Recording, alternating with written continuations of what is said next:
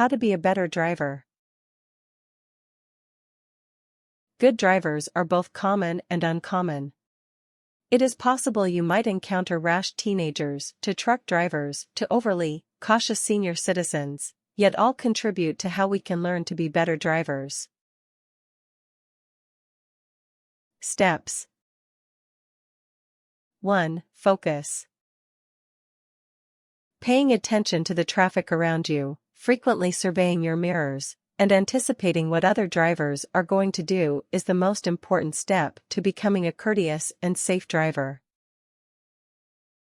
2. Allow someone to pass, if you happen to see them going beyond the speed limit. This is number 1950's drag race. Proving your need for speed leads to dangerous circumstances between your car and other cars. You should almost always be in the right, most lane, except when passing others. The exceptions would be if you are anticipating a left turn, or a left-sided exit on the expressway. Staying in the right, most lane will allow others traveling faster than you to get around you safely and avoid them having to pass you on the right side, which is discouraged as it is not as safe a maneuver. 3. Use your turn signals, and use them at the right time. Notify other drivers of your intent to turn or to change lanes early enough that they are able to take appropriate action. Sitting at a red light is not the right time to turn on your blinker. If you had done so earlier, the person behind you would have been able to change lanes and avoid sitting behind you when the light turns green. 4. Never switch lanes when in the middle of an intersection. Also, time your entry into an intersection so that you don't get caught blocking it once the light turns red, i.e. don't block the box. 5. Never try to beat the light. If the light turns yellow and you have enough space to stop safely, then stop. Cyclists, pedestrians, and even other drivers expect you to be completely stopped by the time the light turns red. You endanger yourself and others by running yellow lights, only to save a minute or two. It simply isn't worth it. 6. Keep in mind that it is courteous to allow a vehicle to turn into traffic if the driver is waiting for a break. Do not, however, suddenly slam the brakes in moving traffic in order to let a driver enter. This will most likely lead to a fender bender or worse, a collision from the unsuspecting driver behind you. This occurred at least once, killing the driver who drove behind the car that had suddenly braked in constantly moving traffic. Drivers in moving traffic never expect a sudden brake. Be extremely careful. 7. Remember. Maintaining a decently comfortable distance between you and the driver ahead of you is an excellent rule of thumb. You should keep at least 2 to 4 seconds distance between you and the person in front of you. You can use the signs or the paint dashes to judge this distance. Perhaps if the vehicle in front suddenly stalls or stops, you as a driver have enough room to stop safely or turn into the next lane without causing a backup in traffic. Other weather-related conditions, such as snow and rain, also make it wise to prevent collisions by keeping a safe distance behind for slippery, sliding and swerving cars. 8. Note that residential areas are common grounds for children to run spontaneously into the streets without looking for oncoming cars. Their minds focus on retrieving their ball in the street or catching up to friends by suddenly crossing roads on bikes, for instance. When driving through residential streets, be wary of unpredictable objects and people in the streets.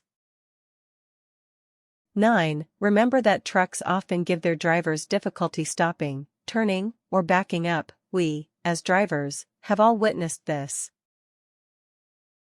When passing a semi-truck, keep in mind that the truck driver has more difficulty braking. It is best to wait until you can see the truck in your rear view mirror before completing a pass. Also avoid remaining beside a truck when in multi-lane traffic. If you cannot see the truck driver through his/her mirror, then he/she cannot see you. 10. Be courteous of the senior citizens, as well. Senior citizens need to drive just like everyone else. This is especially the case when they have no other means to obtain essentials. Most senior citizens, however, tend to prefer driving during early afternoons when there is less traffic and more daylight. When driving behind a senior citizen, always keep a safe distance and watch for unexpected moves, such as lane changes. Some seniors may change lanes without prior signaling. 11. Make an effort to change lanes when safe if you see utility work, police, and emergency vehicles up ahead, or see a lane starting to slow down to a crawl while the opposite lanes are open or have less traffic. Odds are there's an accident, stalled car, or on the shoulder someone is pulled over, broken down car, etc. By doing so, you make yourself less prone to be in a secondary accident, and it helps people who are in a dangerous or bad situation. 12. Understand that the majority of drivers just aim to get to their destination, just like everyone else does. Accidents happen, but you can take a few steps to prevent many of them from occurring, either to yourself or others. By understanding the way various drivers react, you will have a better grasp of how to be a better driver. The best drivers learn to anticipate possible changes in traffic, and prepare for them in advance by adjusting their speed, their lane, direction, or where their attention is directed. 13. If you are signaled to stop by the police, be nice to the officer and they may let you go, despite violating a traffic law. It will depend on what you did and the traffic conditions as to the offense. Not all officers are out to write tickets.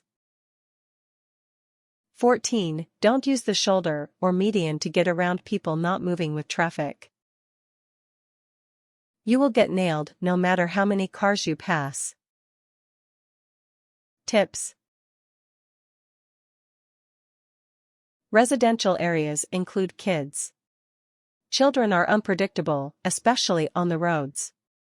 Be watchful, and drive slower than usual. Make it a habit to lock your doors as soon as you hit the seat. Do not tailgate, no matter how badly the driver angered you. It is better to be mad for a short while than to pay thousands in monetary damages, or worse, suffer pain of injury, for an accident that could have been prevented. Never leave your doors unlocked in a state you don't know. Always lock your doors. If you are approached by anyone, including police, open your window just low enough to allow them to hear you speak and show you their badge before proceeding. Keep an empty gasoline can in your car. If you run out of gas, you can walk to the nearest gas station or call for help. Your empty gasoline can will come in handy. If you do not have a cell phone to call for help if you are stranded on roadside, keep the hood of your car propped up to signal to police that you need help. Whenever possible, move a broken, down car out of traffic. Frequently able-bodied fellow drivers will gladly help out. When you see, hear, or smell a possible malfunction with your vehicle, immediately move to the right, most, or left if you drive on the right in your country lane. This gives your car easier access to the shoulder in case your car breaks down. Likewise, without a phone, be prepared in various seasons for the possibility of inoperable cars. In summer, keep lots of water with you, a large help sign, and have a red triangular flag to tie to your antenna to indicate an emergency situation. In winter, store blankets in your trunk, snack foods and water, and keep your blinkers on until help arrives. If you are in the fast lane, do not drive slower than the other cars in the same lane. Likewise, do not expect to be the fastest car on the road when driving in the slow lane. Wait for your chance, then pass safely. If you are tailgate, give yourself extra space from the car in front of you. If an emergency arises, you will have more time to stop or slow down so the tailgater does not rear-end you. Honking does not remedy any situation. It may make you feel better, but chances are, the driver is not even fazed or did not hear the horn. Always have a spare key to your car or an alarm system. Think with your brain, not your brake pedal. Watch for dangerous situations and be prepared to take evasive action, but resist the temptation to tap the brakes unless you really need to slow down. Swerving, or just continuing on your way, is often a better option than slowing down anyway. Always look in your mirrors, don't expect someone to stop for you.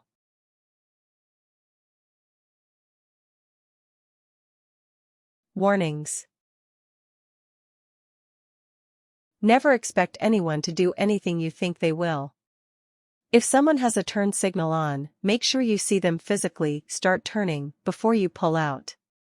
If someone has their brake lights on, make sure they're actually braking and not subconsciously riding their brakes, and vice versa. If they don't have their brake lights on, it doesn't mean they can't slow down very quickly.